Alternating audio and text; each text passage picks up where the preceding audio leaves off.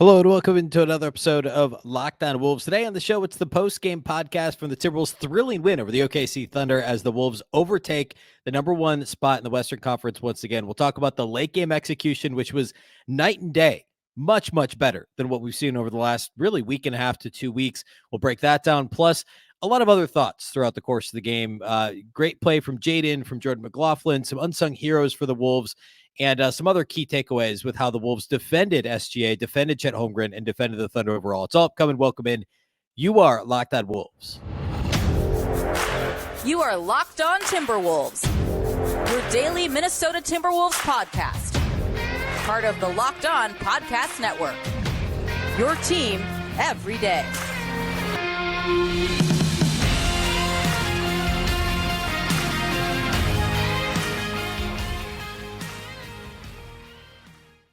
Hello and welcome to the Locked On Wolves podcast, part of the Locked On Podcast Network, your team every day. My name is Ben Beecken. I'm the host of Locked On Wolves. Today's episode is brought to you by FanDuel.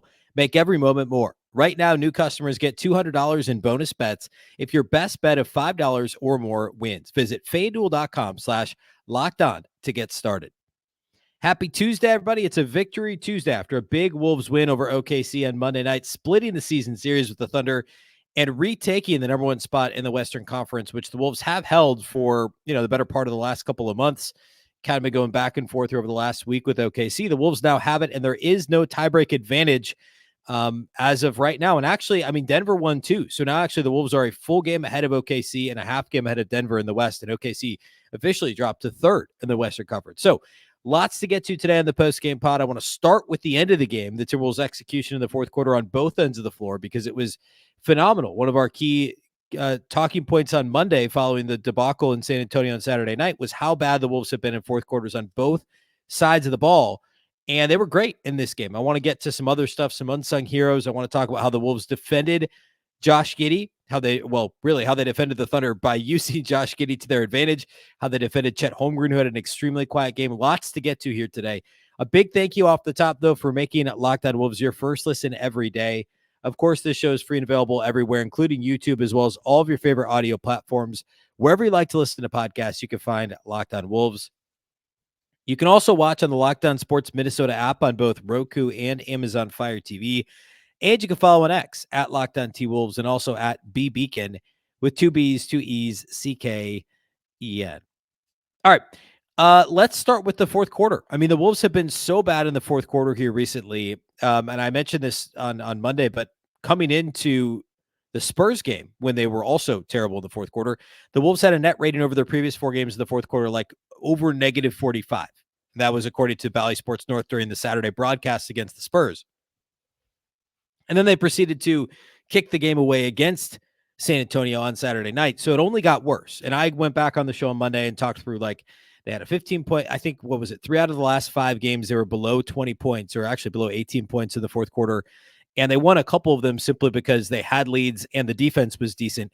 But they also had some stretches where the defense was not good, like the Spurs game, right? And in this game, they locked down on both sides of the ball in this game. I ripped a lot on Chris Finch for rotations on Monday's show, and I think deservedly so with how things shook out on Saturday. That was fixed. There was not a major rotation issue in this game. Jaden McDaniels played some, the start of the second quarter, start of the fourth quarter, which he did not do on Saturday, and I don't think typically does.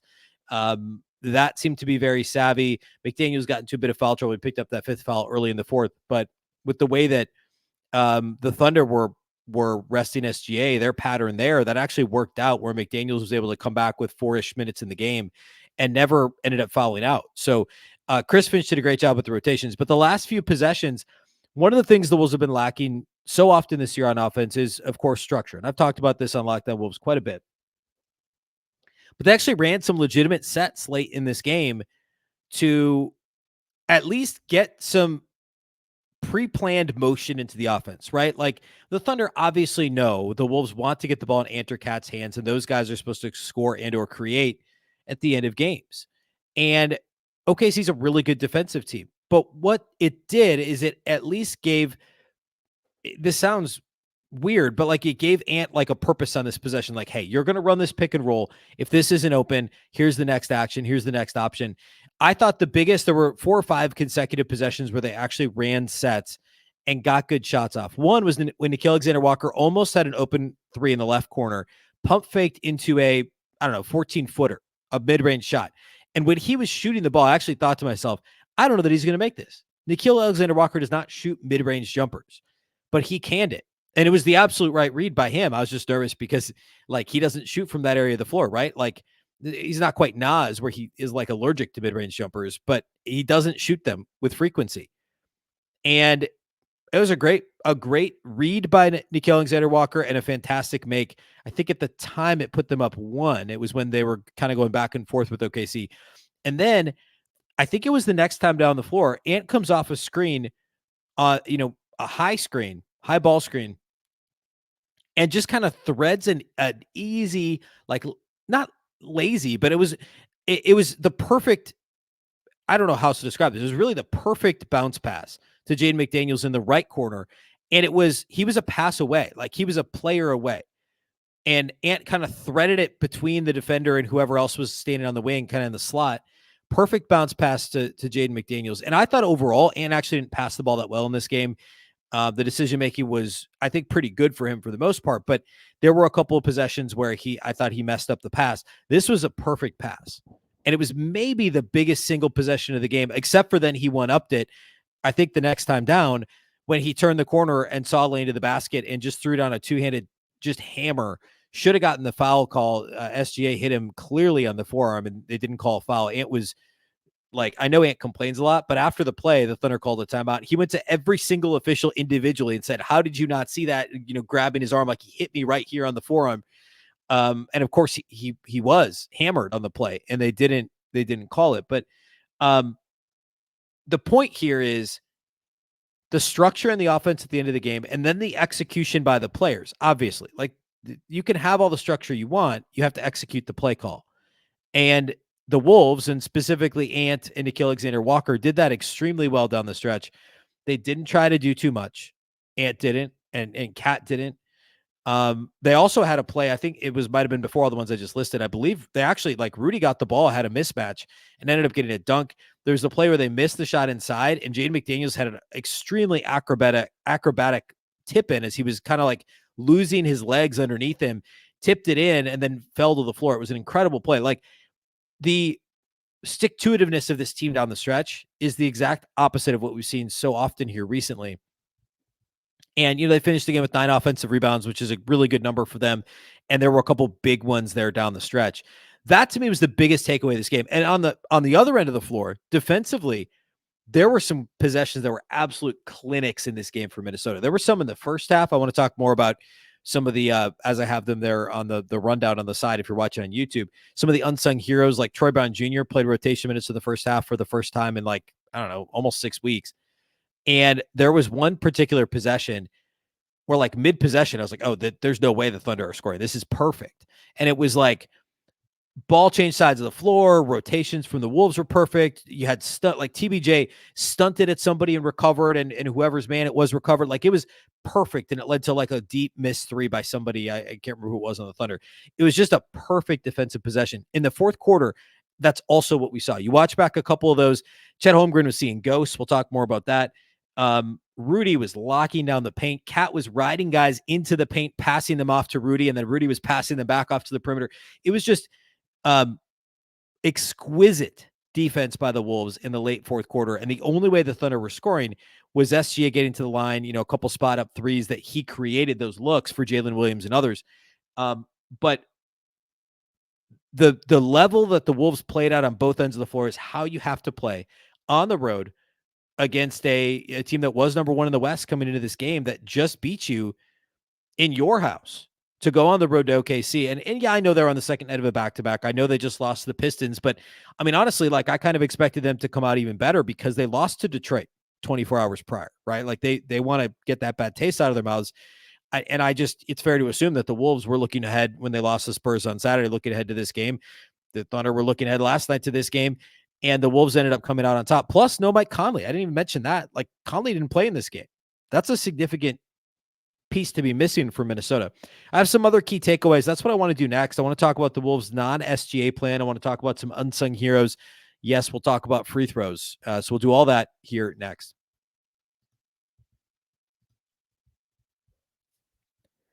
Today's episode of Locked On Wolves is brought to us by our new friends at Quiiiz. Today, we're going to have some fun and test your Timberwolves knowledge.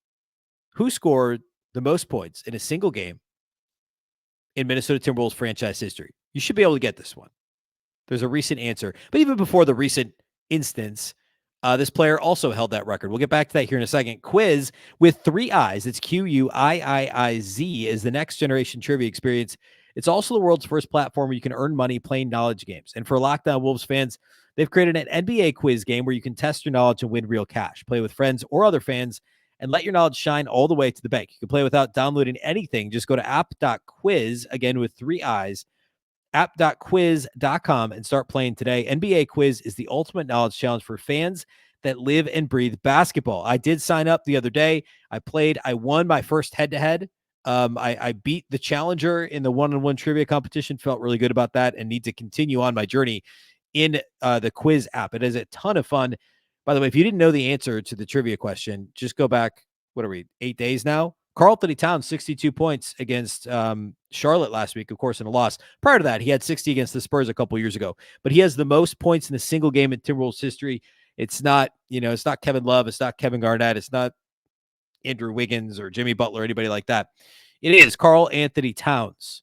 Go to app.quiiiz.com to test your knowledge and win cash today. That's Quiiiz with 3 eyes, just like a 3-pointer. Play now, showcase your skills, and take home cash prizes. App.quiiiz.com, where fans become champions.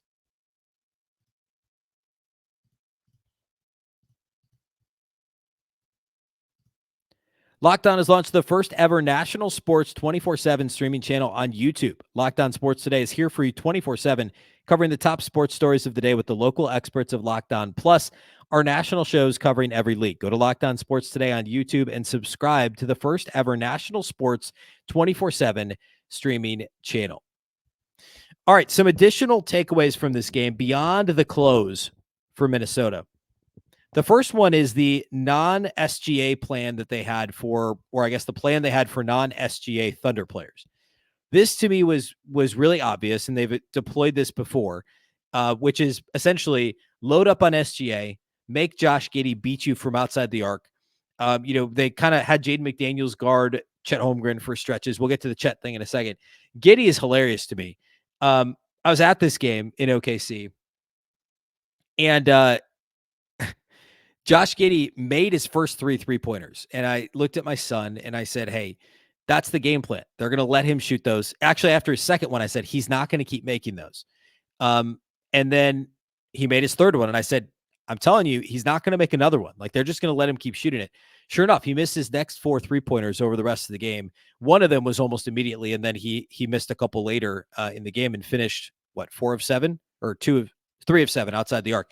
And Giddey ended up he didn't have a very good game, and he actually ended up only playing 19 minutes because the Wolves had this very clear plan. And obviously, the Wolves aren't the only team that said, hey, make Josh Giddey beat us. He's the only clear negative shooter on the floor for them. But the last time when the Wolves lost the Thunder at home by 5, just over a week ago, Giddey, Dort, some of these guys did not shoot the ball that well. And I remember saying on the post-game pod, hey, this is almost the perfect game for Minnesota. It was just the late game execution and the 21 turnovers. Those things are major problems, but they did really well on the glass like you need to. They punished the Thunder in the paint because they have the size advantage you have to. But you can't hold Giddey and Dort and some of these guys to bad shooting nights and then not win. Well, they did it here. Lou Dort was 0 of 6 outside the arc. Giddey was 3 of 7 outside the arc. And I thought the Wolves had a good plan of trying to pack the paint, trying to load up on SGA. They played a zone for a fair amount of this game, and it bit them a little bit. It was really more, I think, second quarter when the Thunder got some offensive rebounds that I think were almost a direct result of the Timberwolves being in zone. It's just a little bit harder to rebound in a zone, especially when, NBA teams, you're not boxing out on every play, right? That's just not how guys rebound in the NBA. It's hard to put a body on someone and grab a board in the zone when you're playing a zone. They also did kind of this pseudo zone thing where it was it's kind of what teams do to Ant.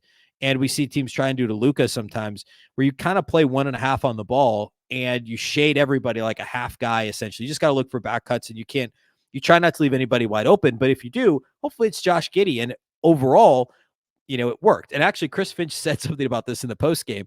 I watched it right before I recorded, and I had this all in my notes already. He literally brought up, I forget exactly how he said it, but he said, yeah, we had a plan to make some guys beat us, and early on they were, and then later on they weren't, and it worked out. Something to that effect. That's exactly, he was talking about Josh Giddey, right?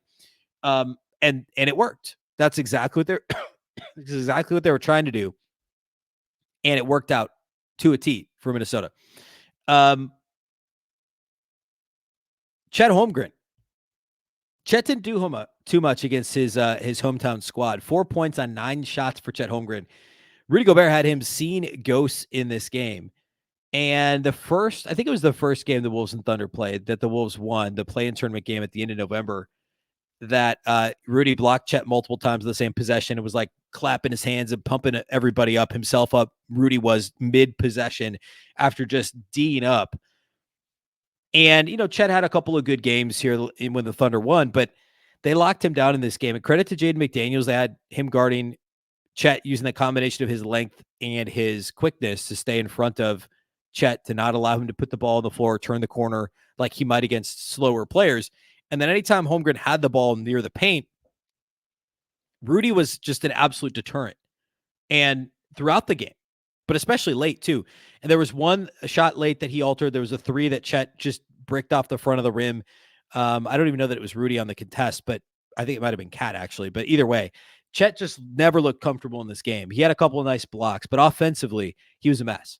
4 points, 2 of 9 shooting, 0 of 2 outside the arc, 2 assists, but he also had 2 turnovers. It was just a really solid job by Minnesota on Chet Holmgren. They just had a great plan, and they said, hey, SGA has to be the one to do all of the scoring for you guys. Otherwise, you're not going to beat us. It's exactly what happened. Jalen Williams was awesome again. He had 20 points, although it took him 17 shots to do it. He only had 3 assists to 2 turnovers. He was good. But this is the problem with the Thunder, is if Chet has an off game, they don't have anyone else besides SGA and Jalen Williams. Now, I want to be clear, like, they're still really good. They probably finished in the 3rd or 4th seed in the West. And it's mostly because the biggest reason is SGA is a I'll call him top 6, top 7 player, not any worse than that in the league. So of course they're going to be really good. He's the best player on the floor, right, when the Wolves play the Thunder. But the Wolves have the next 3 best players, right? I mean, you wouldn't argue Jalen Williams or Chet Holmgren is a better player than Karl-Anthony Towns, Anthony Edwards, Rudy Gobert. With a straight face, you shouldn't, at least. I mean, don't do that because it's not right. So the Thunder have the best player, but the Wolves have the next best 3 players. And we could have a conversation then about, legitimately about Conley and McDaniels and their worth compared to Giddey, Dort, Holmgren, right. But all that to say, this is the problem. Those 2 guys combined for 57 of the Thunder's 101. So more than half of their points, only one other player scored in double figures for them. Nobody else scored more than 8. Kenrich Williams hit a couple of big threes late in this game. It kind of helped the Thunder stay in it. But besides that, there wasn't much else. SGA / free throws. This topic is, that is the topic. The Thunder attempted 22 free throws. 16 of them were by Shai Gilgeous-Alexander. How many free throws did the Wolves attempt? Well, here, let me put it up on the screen for you if you're watching on YouTube. The Wolves attempted 15 free throws in this game. How many did I say SGA attempted? That's right. He attempted 16 free throws. Shai Gilgeous-Alexander attempted more free throws than the entire Timberwolves team. There were a couple possessions. SGA is incredible. He turns the corner, and there aren't many guys that can turn the corner on Alexander Walker or McDaniels and just beat him to the rim. And he did a couple of times, more than a couple of times. But the way that he was officiated in this game and the way that Anthony Edwards, you know how many free throws Ant got? He got 4. Ant shot 15 2-point shots and got 4 free throw attempts. Shai Gilgeous-Alexander shot 15 2-point shots and got 16 free throw attempts. Now, drawing free throws is an art. It is a skill. There is skill involved, right? And I've said this about Joel Embiid, SGA, Go on down the list. Luka, Harden, these guys all are really good at drawing fouls. And a lot of the time they are legitimately fouled. And it's a combination of they're good at it and they're quick and it's hard to defend them without legitimately fouling. And they're good at allowing the officials to see the foul called. But there should not be a differential of 12 free throws. These guys played virtually the same number of minutes. They shot the exact same number of 2-point field goals. I didn't pull their shot charts, but both of them are getting to the rim and shooting mid-range. That's in both of their games, right? They both like to get to the elbows. And you can't tell me that Ant didn't deserve more than 4 free throws if SJ is going to get 16, right? It's just kind of crazy. Now, all that to say, thankfully the Wolves made their free throws.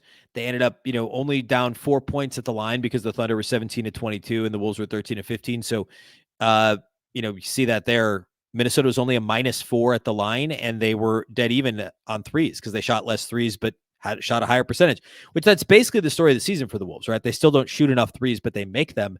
They get to the line a fair amount, and they mostly make them. Beside that Spurs game Saturday, that was a big part of their loss, was just, what were they, 8 of 15 at the line?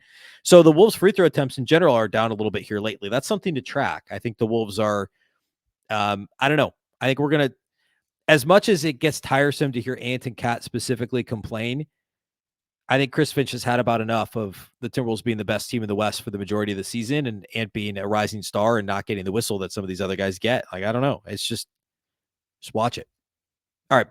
I want to do unsung heroes here, which will lead right into individual studs and duds. And that's how we'll close the show here today. Today's episode of Locked On Wolves is brought to us by our friends at BetterHelp. The show is sponsored by BetterHelp. Around New Year's, and we're still around New Year's, we're still, around the corner from Groundhog's Day, I guess, but it's the time of year that we get obsessed with how to change ourselves instead of just expanding on what we might already be doing right. Maybe you finally organized a part of your space. That's something I've set out to do this New Year's, be a bit more organized. And you just want to tackle another. Maybe you're trying to be healthy, you're taking supplements, you want to eat breakfast, etc., but are struggling to stay on track here early in the new year. Well, therapy can help you find your strengths so you can ditch the extreme resolutions and make changes that really stick. And for me, that's what I struggle with, is trying to go too big with resolutions. Like, let's take baby steps. Therapy can help make sure that you're on the right track there. If you're thinking about starting therapy, consider giving BetterHelp a try. It's entirely online, designed to be convenient, flexible, and suited to your schedule. Just fill out a brief questionnaire to get matched with a licensed therapist and switch therapists anytime for no additional charge. Celebrate the progress that you've already made. Visit BetterHelp.com/LockedOnNBA today to get 10% off your first month. That's BetterHelp, HELP.com/LockedOnNBA. Today's show is also brought to us by FanDuel. Happy Super Bowl to all who celebrate from FanDuel, America's #1 sportsbook. If you're like me, Super Bowl Sunday is all about scoring the best seat on the couch, grabbing your favorite football snacks, and placing some super bets. Prop bets are my absolute favorite thing to do on Super Bowl Sunday. I have a buddy that, our families get together. We sit down before the game, just a little before the game. We go through all the prop bets. We get involved in all of them, whether it's pregame stuff. There's going to be lots of pop culture stuff this year. There always is, but get ready. You know what I'm talking about. And then also, of course, the game prop bets as well. There's so many ways that FanDuel has for you to end your season with a W, or maybe 2 or 3, depending on how many prop bets you take part in. Not only can you bet on who will win Super Bowl 58, but FanDuel also has bets for which players will score a touchdown, how many points will be scored, and so much more. Like I said, tons of prop bets. New customers join today. You'll get $200 in bonus bets if your first bet of $5 or more wins. Just visit FanDuel.com/LockedOn to sign up. That's FanDuel.com/LockedOn. Make every moment more with FanDuel, an official sportsbook partner of the NFL. All right, some unsung heroes in this game that aren't necessarily going to hit the studs or duds list because this was a star-dominated finish to this one. Let's talk about Troy Brown Jr. Congrats to DBJ for breaking the rotation, or breaking into the rotation, I should say, for the first time since, I don't know, it was before Christmas, I think, like 6 weeks ago, 5-6 weeks ago. Troy Brown played some second quarter minutes, did not play in the second half at all, and didn't register a stat other than he missed a shot and committed a foul. I thought he played well. I mentioned a defensive possession in the first segment that he stunted on, rotated well. It was crisp. He was, of course, really played because Mike Conley was out. He got the minutes that Shake Milton had gotten Saturday, but they also just played Alexander Walker a lot more. He played 35 minutes, Alexander Walker did in this game. And so TBJ only got 6 minutes of run in the first half, but I thought he played well enough. I was a little surprised I didn't have him play in the second, like some of those Kyle Anderson minutes when Jaden McDaniels went out with the 5th foul. And Kyle Anderson took a shot below the belt. Was it late third, early fourth quarter, something like that? So I was a little surprised that there wasn't more of an opportunity for Brown to get minutes in the second half. But overall, he was really good, and I think he's earned more minutes. I've been a big Troy Brown guy on this show for a long time. I think he deserves minutes, even if they're just like short minutes at the end of quarters, whatever it is. Like, he gives you energy, he gives you shooting, he can handle the ball a little bit. I just think there's a lot that he can bring to the table. Jordan McLaughlin was phenomenal in this game. I know he was only a +1 in 14 minutes. But like, his job isn't to expand the lead, right? His job is to hold serve. Like, it just is. Like, not everybody's going to be a positive plus-minus. You got to be around that 0 mark if you're coming in off the bench. Like McLaughlin, he scored 10 points in 14 minutes, didn't miss a shot, knocked down a couple of huge threes, and also made a tough layup in the fourth quarter, got into the paint and finished over Chet. Just a really phenomenal play from Jordan McLaughlin. Only 1 assist to 1 turnover. Like, it wasn't a noisily like strong McLaughlin game, but the 10 points were pretty noisy. He brought what he needed to the table, was really good. Alexander Walker, he's maybe not an unsung hero because he played 35 minutes, but to be tasked with guarding his cousin SGA the way that he did, and also contribute offensively, he had some big plays down the stretch. He was only 2 of 7 outside the arc, but played real well. So good game for Alexander Walker. Studs and duds. Anthony Edwards, man, 27 points on 10 of 20 shooting, 3 of 5 outside the arc, hit a big 3. What was it, late? I guess it was in the fourth quarter when the Wolves were kind of trying to hold serve. The Thunder made a bit of a push after some sloppy possessions from Minnesota. Hit a deep 3 over a couple of guys in the left slot. Only got to the line for 4 free throws, which was kind of crazy. Should have been that monster dunk we already talked about was crazy. 4 rebounds, 4 assists.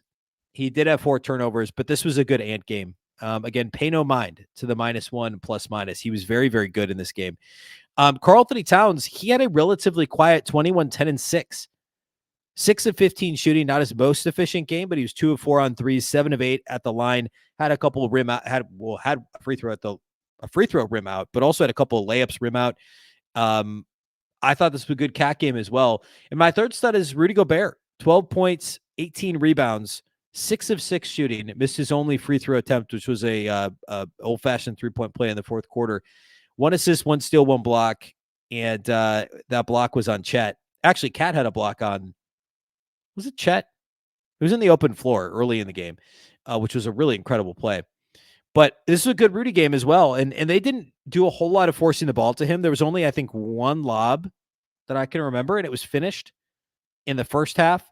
He had a couple of offensive rebound cleanups. He had the post-up I alluded to. Other than like when he tried to play point Rudy in the open floor in the second quarter, besides that, like, this was a really good Rudy Gobert game. I didn't talk about Jaden McDaniels. Like, he's somewhere in between. Like, he played really well. Also, the foul trouble, it's tough to stay out of foul trouble this particular game, but he was essentially the second scorer with some of these units. He finished third on the Wolves in scoring in this game with 14 points. I easily could give him a 4th stud for this one because he scored a little bit early second, early fourth quarter in those rotation, his turn in that rotation that he normally doesn't get. Thought he played really well.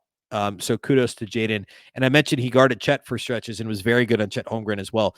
Late in the game, when Josh Giddey was on the floor, Rudy was guarding Josh Giddey. Just leave him in the corner. Guard the paint, pack the paint, deter, let Josh Giddey hang out in the corner, and seemed to work out pretty well as the Wolves. I'm going to go ahead and call this holding them under 100 because they were at 99 and the Wolves just let whoever it was get an easy 2 in the closing seconds that didn't matter. So this was another game they really did hold the opponent under 100 for all intents and purposes. I'm going to throw up those stats one more time. The Wolves held OKC to just over 44% shooting. Minnesota only turned it over 13 times, which is still a little more than you'd like it to be. But remember, talked about this on Monday's show. OKC turns opponents over at a higher rate than any other defense in the league. They're number 1 in defensive turnover rate. The Wolves turned it over 21 times each of the last 2 games against OKC. Only 13 turnovers for Minnesota here, and that is an absolute win for Minnesota in that category. They were also +7 on the glass. You'd like that margin to be a little bigger against a small team like OKC that struggles on the boards. But they did enough on the offensive glass, especially early, that helped them keep pace when the Thunder had a little bit of a multi-possession lead in the first half. Offensive rebounding was big early, and the Wolves, again, more than held serve on the glass in this game. That was really, really important. All right, as we said off the top, the Wolves are now alone atop the Western Conference, a half game ahead of Denver and a 1 game ahead of OKC. Next up for Minnesota, the Wolves have on Wednesday, and on Wednesday's show, we'll preview this, but the Wolves have the Dallas Mavericks back in Minnesota on Wednesday. We'll talk about that matchup. We'll talk about the last couple times the Wolves faced Dallas. This is I think the last time we'll see Dallas this year. Yeah, the 4th and final regular season matchup between the Wolves and Mavs. That is Wednesday evening, 7 p.m. back at Target Center after this 4-game road trip. That's all I have for you today here on the show. A big thank you for making Locked On Wolves your first listen every day. Of course, this show is free and available everywhere, including YouTube, as well as all of your favorite audio platforms. You can also watch on the Locked On Sports Minnesota app on both Roku and Amazon Fire TV, and you can follow on X at Locked On T-Wolves and also at Beecken with 2 B's, 2 E's, CKEN. Of course, Locked On has launched the first ever national sports 24/7 streaming channel on YouTube. Locked On Sports Today is here for you 24/7, covering the top sports stories of the day with the local experts of Locked On, plus our national shows covering every league. Go to Locked On Sports Today on YouTube and subscribe to the first ever national sports 24/7 streaming channel. The Locked On Wolves podcast is part of the Locked On Podcast Network. Remember, the Locked On Network is your local experts on all the biggest stories. Once again, I'm Ben Beecken. This is the Locked On Wolves podcast, and we'll catch you next time.